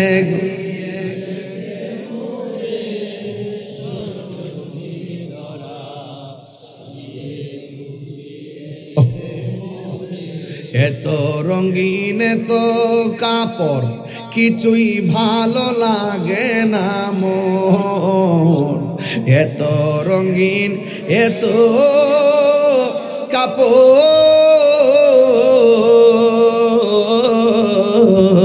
কাপড়, এত রঙিন এত কাপড় কিছুই ভালো লাগে না মোর। সাদা কাপড় আমায় পরাই দে সজনী তোরা, সাজিয়ে গজিয়ে। ও যুবক ভাইরা মোট কণ্ঠ করেন, সাজিয়ে ননি তোরা, সাজিয়ে গুজিয়ে দে মোরে, সাজিয়ে গুজিয়ে।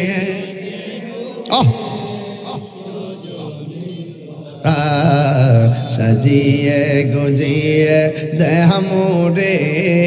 আল্লাহু আকবার কোন কেন? হাই রে ওই আমার উলুমের বন্ধু, হায়াতের মালিক কে? আর জবান খুলে বলো কে? এত সুন্দর রঙিন কাপড় গড়ে দিল না, সাদা কাফন দিয়া কেন আমারে বাইন্ডিং করলো, কেউ দি খুলে কইল না। আরে এত পানি এত পানি এত পানি, গরম জল কেন করা হয়, কেউ দি কথা কইল না। আরে এত রঙের পাতা, কত ধরনের পাতা, কোন পাতা দিয়া আমার গরম জল হইল না, বড়ই পাতার গরম জল দিয়া কেন গোসল দিল, কেউ দি কইল না। কথা বলেন ঠিক কিনা? ভাবতে হবে ভাবতে হবে ভাবতে হবে। ও বন্ধু, সাদা কাপড় দিয়া কেন আপনার কাফনের কাপড়টা হইল? বন্ধু, আমার নবী আপনার নবী কবর আযাব সম্পর্কে বলছেন, কবর আযাবের মতন এত কঠিন আর কিছুই নাই রে। ও বন্ধু, এবার তার গোসল করিয়া জানাজার মাঠে নিছে, আর ওই দিক দিয়ে কবরের মধ্যে সাপ নাই।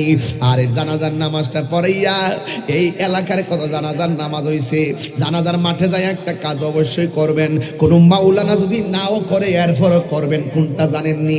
লাইন ধরে খাড়াইয়া কইবেন, মালিক মিয়া মানুষ হিসাবে কেমন ছিল? না করেনি, জুতা তো বাড়ি লাগাইবেন, জুতা দা বাড়ি লাগাইবেন। যারা বলবে এটা বলা যাবে না, জুতা দা স্যান্ডেল দা বাড়ি লাগাইবেন। আর আমি বুখারী শরীফ থেকে দেখাই দেবো, আমি সিয়াসিত্তা থেকে দেখাই দেবো, এটা বলা জায়েজ। যারা যারা মাঠের সামনে দাঁড়ায় বলবেন এমুকের ছেলে মারা গেছে, লোকটা কেমন ছিল, লোকটা কেমন ছিল, লোকটা কেমন ছিল, তিনবার বলার পরে আল্লাহ ফেরেশতা ডাক দেখবে, এই ফেরেশতারা দেখ কি কয়, কয় ভালো ছিল। আর আমার দেখছে, কয় না দেখ, তার নামটা প্রেমিকের খাতায় তুলে দেয়। সমাজের একটা কথা আছে, যদিও দলিল না, দলিলও আবার বটে, এই হাদিস দ্বারা বোঝা যায় দলিল। 10 জনে যারে ভালো কয়, আল্লাহ তারে ভালো কয়। এদের মানুষ মারা যাওয়ার পরে তারে নিয়ে সমালোচনা করবেন না। কথা ঠিক না বেটি? ভালো কমেন্টস করবেন, ভালো বলবেন। আপনি যদি মানুষের দোষ গোপন রাখেন, হাসরের মাঠে আল্লাহ আপনার দোষ গোপন রাখবে। 14 বছর আগে বেটা চুরি করছে, ধরা খাইছে, তার ছেলে একটা ম্যাজিস্ট্রেট খাইছে। 14 বছর পরে সে ভালো হয়েছে, 5 ওয়াক্ত নামাজ পড়ে, সব পড়ে, আর চুরি করে না। এরপরে তারা সুর করে। সাবধান, একটা লোক যদি চুরি করতো আগে, লোকটা ভালো হয়ে গেছে, তার অতীতের দোষের জন্য খুঁটা দিবেন না।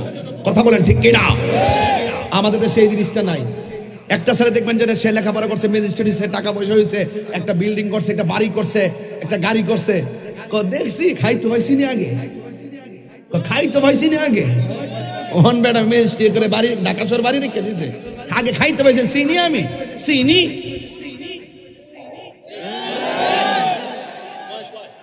আমি মনে বানাই গেছি কথাটা। একটা লোকে সারা জীবন কুরবানি করছে না, সে হঠাৎ করে কুরবানি করছে, টেহার দেও লাগছে, সারা জীবন খাইতে পাইছে না, এখন কুরবানি দে। এগুলো কি নষ্ট? যারা এগুলো বলে, তুচ্ছ তাচ্ছিল্য করে, সে গরিব হলো, তাকে তুচ্ছ তাচ্ছিল্য করা যাবে না। আল্লাহ পাকের দেওয়ায় যদি সে ভালো অবস্থা না, তাকে নিয়ে হিংসা করা যাবে না। কথা বলেন ঠিক কিনা বেঠে? এই পোলাপান, ইজ্জত দেওয়ার মালিক কে? রহমত দেওয়ার মালিক কে? নিয়ামত দেওয়ার মালিক কে? হিংসা করে লাভ আছে? নিজের চোখে দেখছি বহুত বাদশা ফকির হয়ে গেছে। ক্ষমতা দেয় কে? নেই কে? সাবধান থাকেন। লাতাম শিফিল আরদি মারাহা, জমিনে অহংকার করে চলবেন না। কবরে সাপ নাই, জানাজা শেষ, যেই মাত্র রে বাবা কবরে আলী নামাইতে গেছে, সায়াদে কইতে জানে বড় বড় সাপ আয়া কবরে ঢুকছে। এখন আল্লাহর বন্ধু কি বলছে? সাপ থাকলো কবরে দাফন করবো, না থাকলো ঠাস করে কবরে ফালায়া মারি মুড়ি দিয়া দুধ। যত কিছু হোক, এই উলুমুরিয়া যদি একটা লোক যদি ফাঁসি দিয়া মারা যায়, বা দোকান ফাটে কোনাও কি লেগে রে মরছে, মা বলে দমক দিছিল। আরে বেফতারটা কামনা করলে কি তা তোরে দমক দিছে লেগে মরেছে, ফুলাটা বালা আছেন রে কনিও তো এই লোকটার কবর দাফন করে মানুষে বলতেছে, হারে লোকটার দেখছি 5 ওয়াক্ত নামাজ পড়ছে, লোকটারে দেখছি 5 ওয়াক্ত নামাজ পড়ছে, লোকটারে দেখছি। কি সমস্যা নাকি? আরে বাবা রে, ড্রোন ক্যামেরা। এক মুরব্বী বাবা দেখছি লাড়ি লইছে, কি লেগে জানে, মনে করছে সংগ্রামের হুইসেলটা বুঝে আহে পড়ছে, বেড়াই তো লাড়ি দিয়ে বাইরে দেশ স্বাধীন করছে। কথা কন ঠিক না বেঠিক? এটা ড্রোন ক্যামেরা, এটা মুরব্বীরা ডরা, এমন বহুত সেল খাইলেছে লাড়িতে বাইরে। কথা কন ঠিক না বেঠিক?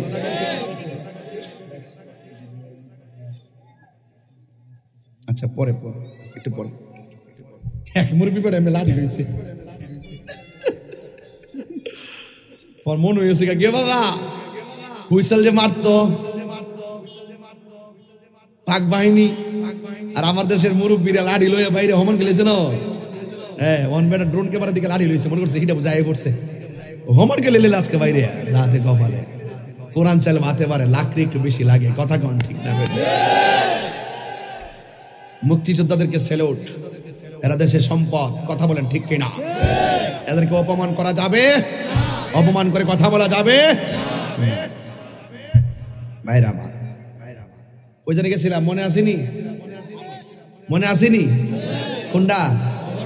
তুমি জীবন তুমি মরণ, সবাই তুমি জীবন তুমি মরণ, আধার ঘরে তুমি আপন, তুমি জীবন তুমি মরণ, আধার ঘরে তুমি মোদের পাড়ের তরি, তুমি তুমি নিদানে তোরানেওয়ালা, ইয়া রাসূলুল্লাহ ইয়া হাবিবাল্লাহ, ইয়া রাসূলুল্লাহ ইয়া হাবিবাল্লাহ, ইয়া রাসূলুল্লাহ। সবাই তুমি মোদের আশার আলো, তাই তো তোমায় বাসি ভালো, তুমি মোদের আশার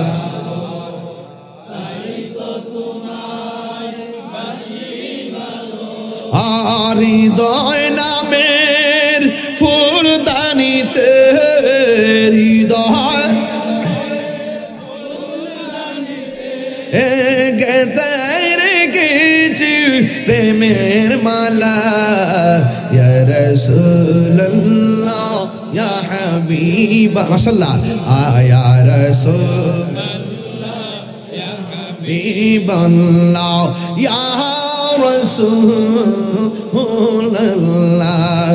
একটা জবানও বন্ধ রাখবেন না, কবরে সাপ আছে না নাই? মানুষ দোকানপাটে বলতেছে লোকটা 5 ওয়াক্ত নামাজ পড়তো, লোকটা রোজা রাখতো, লোকটার মুখে দাঁড়িয়ে আছে, কিন্তু লোকটার জীবনে আমরা কোনোদিন মিথ্যা বলতে শুনি নাই। কিন্তু লোকটা দেখতাম ভালো ব্যবসা করতো, ব্যবসা বড় চলতো, অনেক টাকার মালিক হয়ে গেছে। কিন্তু এই লোকটা এত ভালো একটা লোক, কবরে যাওয়ার পরে কেন সাপটা আসছে রে? এই কথা বলে বলে ব্যাখ্যা করতেছে, কয়ে তুই জানোস নি? কয়ে আমি জানি না। তুই জানোস নি? কয়ে আমিও জানি না। আর একটা ডাক দিয়া কয় লোকটা ভালো নাকি খারাপ বাইরে মানুষ যদিও না জানে, চলো বাড়ির মধ্যে যাই, তার স্ত্রীকে জিজ্ঞাসা করি।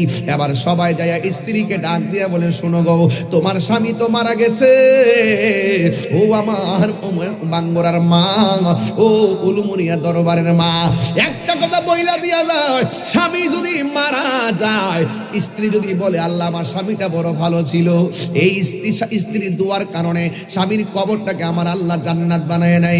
এবং স্বামী যদি মারা যায়, স্ত্রী যদি মারা যায়, স্বামী যদি বলে আল্লাহ আমার স্ত্রীটা বড় ভালো ছিল, আমার আল্লাহ তার স্ত্রী কবরটাকে জান্নাত বানায় দেয়। এটি কেমন ভাবে গ্রামের মানুষ যাইয়া বলতেছে, ও শোনো না, তোমার স্বামীকে জীবনে কোনোদিন মিথ্যা বলতে দেখি নাই, তোমার স্বামীকে কোনোদিন আমরা খারাপ কাজ করতে দেখি নাই। কিন্তু লোকটা 5 ওয়াক্ত নামাজ পড়তো, লোকটা রোজা রাখতো, লোকটা আমানতদারি করতো, ভালো ব্যবসা করতো। এ মা, তোমার স্বামী কবরে দেওয়ার সময় দেখলাম সাপ, এই সাপটা কেন আসছে? তোমার স্বামী এমন কি দোষ আসেনি যা তুমি জানো আমরা জানি না? এবার স্ত্রীরা ডাক দিয়ে বলে হ্যাঁ একটা দোষ আছিল। কয়ে কি ছিল? কয়ে আমি 1000 বার আমার স্বামীরে না করছি, তিনি যেন এটা না করে। জিজ্ঞাসা করলো এমন কি দোষ করছে? কয়ে আমার স্বামী যখন তিনি ওজন করতেন মালের সঙ্গে কংক্রিট মিশাইয়া দিত, পাথরের কণা মিশাইয়া ওজন বাড়াইত, এই জন্য মনে হয় আমার আল্লাহ তার প্রতি অসন্তুষ্ট হয়ে গেছে। এই জন্য যুবক জীবনে কোনোদিন ব্যবসা যদি করবেন ঠুঙ্গার ওজন 200 গ্রাম না বানাইয়া পাতলা জালি দিয়া ওজন সঠিক দিবেন। কথা বলেন ঠিক কিনা?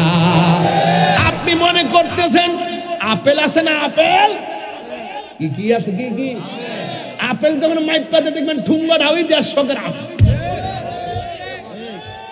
ওরে বাটপার, কথা কোন ঠিক না বেঠে?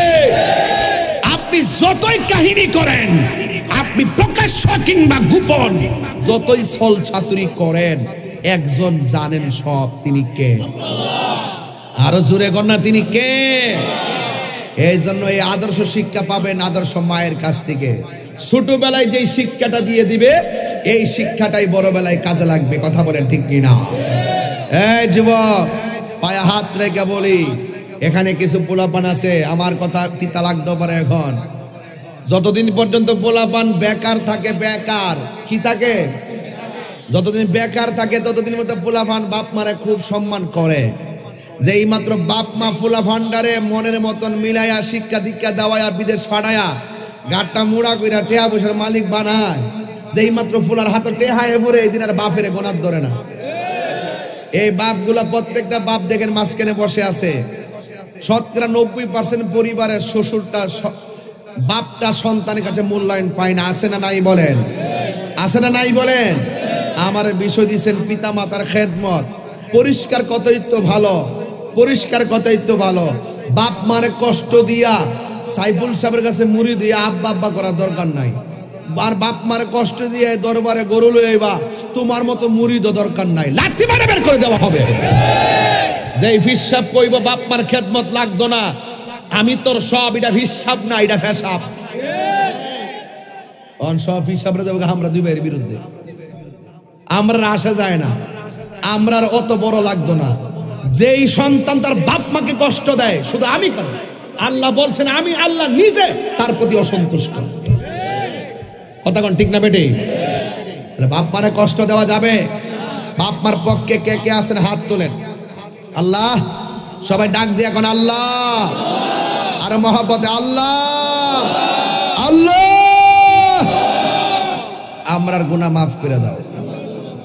রব্বির হামহুমা কামা রব্বায়ানি সগীরা। কথা কোন ঠিক কিনা? এই লাল, এই লাল, এখন মা বাপের কথা বলতেছি, সাবধান করে দিলাম। তোমরা যুবকরা যদি মা বাপের খেদমত করো তোমাদের উত্তরোত্তর উন্নয়ন হবে। দান করবেন কে? আমা কেন এত দামি জানে না সকলে, বলো মা কেন এত দামি জানে না সকলে, বলুন মা কেন এত দামি জানে না সকলে। জানতো যদি পড়তো দেখে কোরআন হাদিস খুলে, একটি হজের সওয়াব মিলে, একটি হজের সওয়াব মিলে, মাকে একবার দেখিলে। মা কেন, সব যুবকের মুখটা লড়তেছে মাশাআল্লাহ, বলল না মা কেন 2 বছর পান করালো মায়ের বুকের দুধ, কুলে পিঠে নিয়ে আমায় দিতেন কত সুখ। গরমের দিন মার দুধ পান করছি, গরম লাগে নাই। শীতের দিন মার দুধ পান করছি, ঠান্ডা লাগে নাই। কি সুন্দর উপাদান আল্লাহ দিয়ে দিছে মার মাঝে। কথা কোন ঠিক কিনা?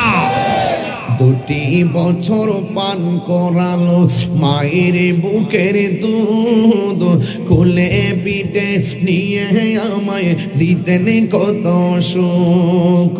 সেই মায়ের কষ্ট দিলে, সেই দিলে খুদারা রস টলে, মা কেন এত দামে জানে না সকলে, বলুন মা কেন জানে না সকলে।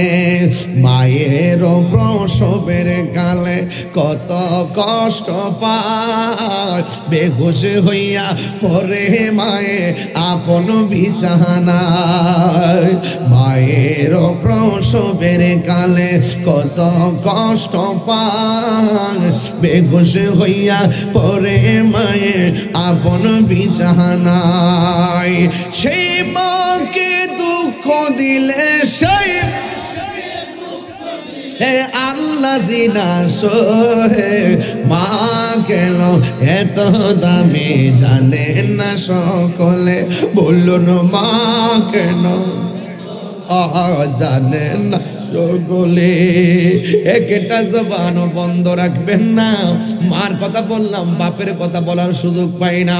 এই বাপটা জীবনে কত খালি ব্যাগ নিয়ে, খালি পকেট নিয়ে বাজারে গেছে, সন্তানের জিব্বার দিকে তাকায় তাকায় এক এক দিন এক এক মজার খাবার বাজার করছে। কথা কোন ঠিক কিনা?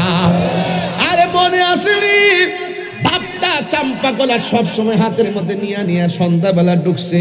কেন বাপটা এমন চাপা কলা নিয়ে ঢুকছে এখন বোঝা যায়। অনেক ক্যালোরি কলার বোতলে। বাপটা রুচি দিকে দিকে সন্তানের শক্তি হবে, মেধা হবে, বাছাই করে করে বাজার করছে। আজকে সন্তান এত টাকা রুজি করলো, কলা ঘরের মধ্যে আনতে দেখা যায় না মায়ের জন্য। কথা কন্যা ঠিক কিনা? এই জন্য যুবক বাপটার জীবনে কষ্ট করতে করতে মেরুদণ্ড ক্ষয় করে ফেলাইছে। এরপরও বাপের কথা আমরা বলতে যাই না। বন্ধু একটা দিন মোবাইলে টাকা না থাকলে কেউ টাকা দেয় না, অথচ বাপের পকেটে টাকা নাই। 1200 টাকা বেতন পায়া 5টা ছেলে বা 6টা মেয়ে লেখাপড়া করাইছে।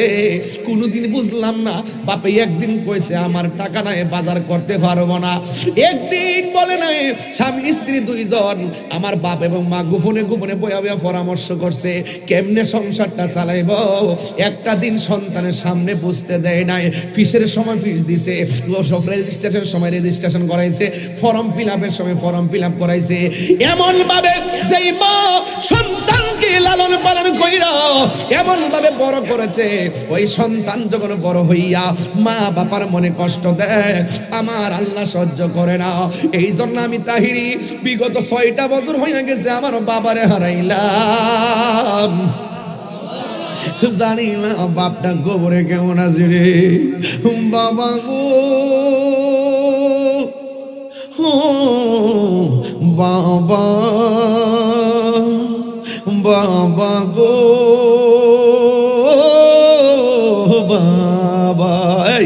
এই যুবক, যার বাপ আছে হের ঘরে মক্কা মদিনা আছে। কথা কোন ঠিক কিনা? যার মা আছে মক্কা মদিনা আছে। আজকে যাই ভাইয়া দিরা মাফ চাইবেন, তো মা যা করছি ভুল করছি। আজকে আমি যখন কাপড়টা পরছি, পরার পরে হুট করে ফাঁকরে লাগাইছি, লাগাই বের হবো, ওই মুহূর্তে আম্মা দেখি যে একটা মাছ মানে ভাজি কইরা মশলা ছাড়াই এমনি গরম ভাতের দিয়ে বলছে যে ফুত ফুত যাইসা যাইসা যাইসা, এটা খাইয়া যা, যেতে দেরি হয়ে যায় ডাইরেক্ট মাইক দিয়ে ফেলবি তো, একটু খাইয়া যা। এরপরে দিছে ওর দিকটি ভাত খাইয়া এরপরে বাইরে আইছে। আরে আসে দিকে না দিছে, না থাকলে দিব। বাবা গো বাবা বাবা গো বাবা, কত আদর কত স্নেহ তোমার কাছে পেলাম, সব কিছু হারিয়ে আজকে নিঃস্ব হয়ে গেলাম। কত আদর কত স্নেহ তোমার কাছে পেলাম, সব কিছু হারিয়ে আজকে নিঃস্ব হয়ে গেলাম। ভালোবাসি তোমায় বাবা, বুকুটা যে চাইছি রে।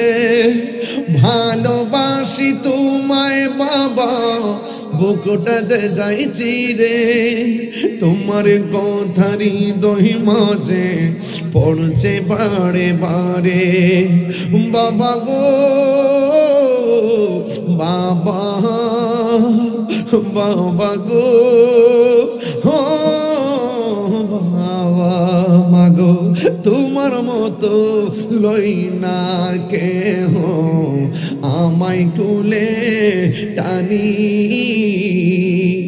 আঁচল দিয়ে মুছে নাকি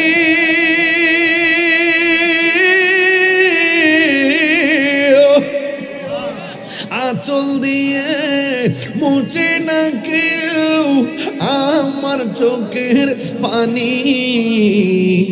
হাইরে মা জননী আমার, হাইরে মা জননী, সবাই হাইরে মা জননী আমার, হাইরে মা জননী। আমি কেমন করে দেব মাটি, আমি কেমন করে দেব মাটি তোমারি কবরে। মা তুমি আমার আগে যেও না গো মরে। মা তুমি আমার আগে যেও না গো মরে। ও বাঙ্গুরার বন্ধু, আজকে মাহফিল দিকে যাইয়া বাপটা যদি কবরস্থানে থাকে, বাপের কবরটার খবর নিও, কবরটা ভাঙ্গা রয়েছে কিনা রে। খবর নিয়ে দেখো কবরটার ভিতরে কোনো গাছ গাছালি জমাট বাইন্দা রয়েছে কিনা। মা বাপের কবরটার সামনে দাঁড়াইয়া আল্লাহর কাছে বলবা, আল্লাহ আমার মা বাবা আমারে ছোটবেলায় যেমন করে মায়া করছে, আল্লাহ আমার আব্বার কবর ভিতরে এমন করে মায়া কইল। এটার অর্থই হলো রব্বির হামহুমা, সবাই সবাই রব্বির হামহুমা কামা রব্বায়ানি সগীর। সবাই বললে আল্লাহ খুশি হবে। রব্বির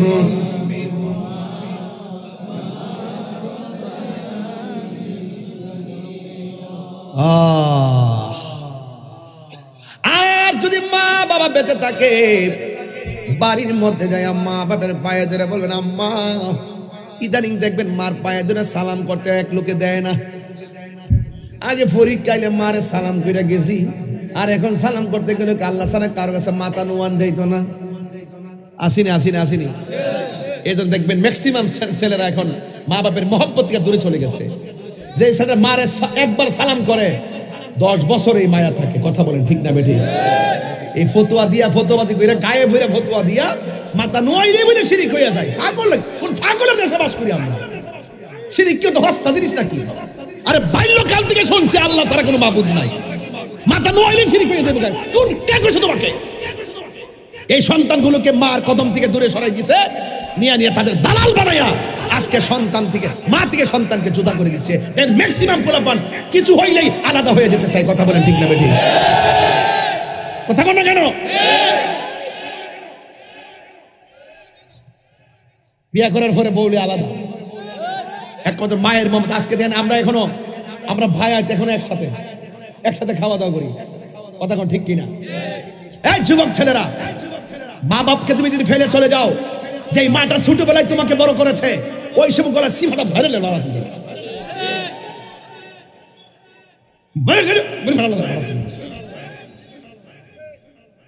ছোটবেলা রাত্রেবেলা ডান পাশে পেশাব করছো, বাম পাশে নিয়ে শুয়াইছে, বাম পাশে পেশাব করছো, বুকুরে ফিরে শুয়াইছে, ভিতরে শাড়ি কাপড় কাটটা তোল বিস্তা বানায়া একের ফেরে এক থেকে 2 বছর, 2 থেকে 3 বছর মার ঘুম শেষ করে দিয়েছে তোর কারণে। আর তুই 5 তলা বিল্ডিং এ নাক টাইকা ঘুমাস, আর মা টিনের ঘরের মধ্যে কুয়াশার মধ্যে ফিরে দিচ্ছে।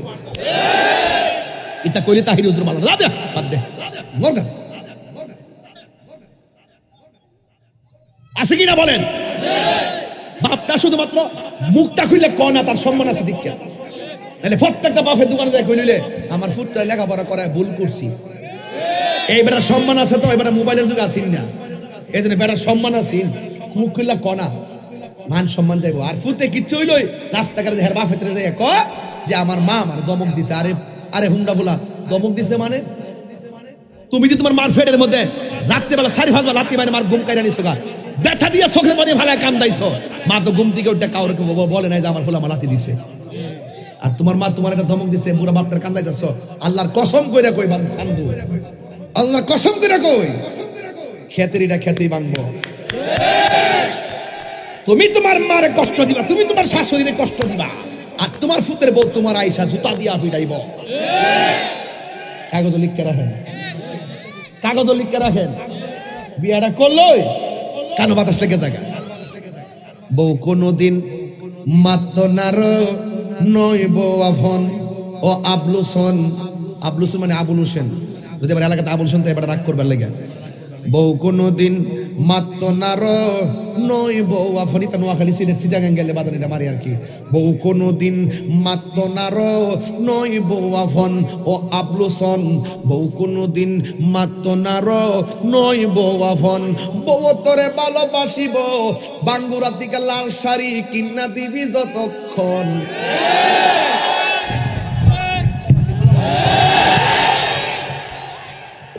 ওয়াজ সময় পাইতাছি না, আরেকটু সময় দিবি না আমার ইনশাল্লাহ।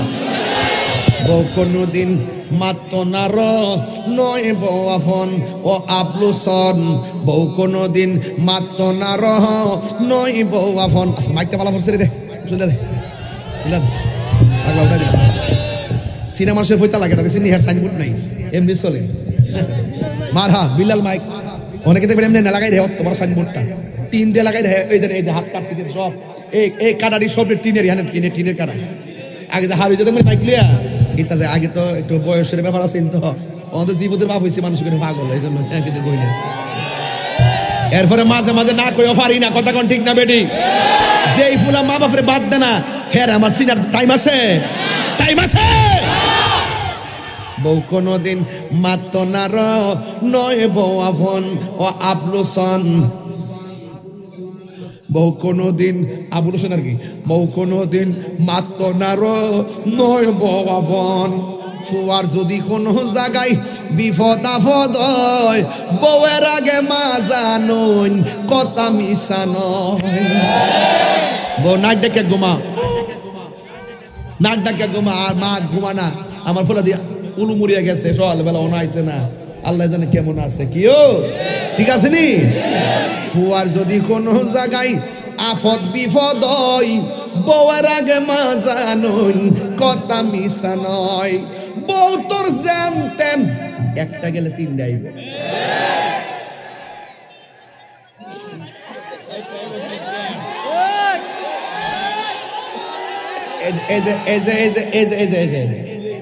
না না এই যে কইলো যে একটা গেলে 4টা আইব, তুই বুঝোস কিছু?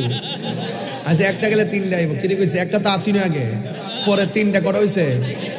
তুই তো একটা গেলে 4টা তুই মুট করা হয়েছে, তোরা তাহলে আমার নাচতে চলবো, আমি সব খেয়াল করি।